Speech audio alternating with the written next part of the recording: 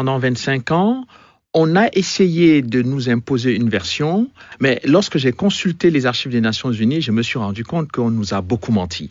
Et donc, quand même important, c'est que lorsque le président Kagame a quand même déposé une plainte devant la 17e chambre contre moi, il n'y avait pas que le président rwandais, il y avait l'État rwandais. Donc, j'ai eu 2 grandes plaintes qui ont été retirées 48 heures avant le début du procès.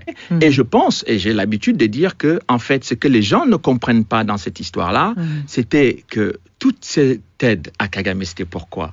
C'était pour obtenir les mines de coltan et des diamants à l'est du Congo. Parce que les gens ne comprennent pas. Et, bon, on reste sur le massacre, etc.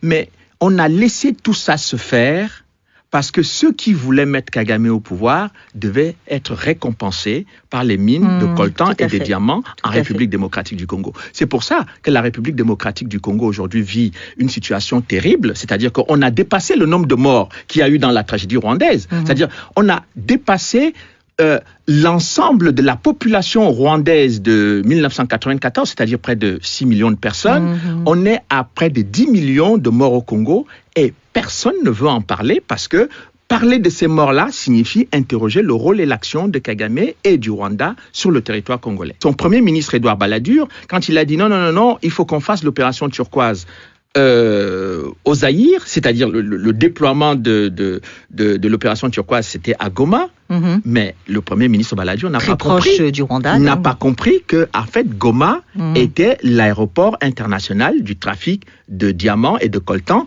que ceux qui avaient placé Kagame au pouvoir allaient utiliser après pour exploiter les ressources du Zaïre. Voilà la stratégie qui a été utilisée. Et quand on ne comprend pas cette interaction entre les mines de coltan et de diamants et de tous les minerais de l'Est du Congo, on ne comprend pas ce qui se passe sur ce qu'on va appeler le génocide au Rwanda. Que la prise de pouvoir de Kagame est liée au renversement de Mobutu, puisqu'en 97, c'est Kagame qui vient renverser le maréchal Mobutu avec l'aide des États-Unis et de l'Ouganda.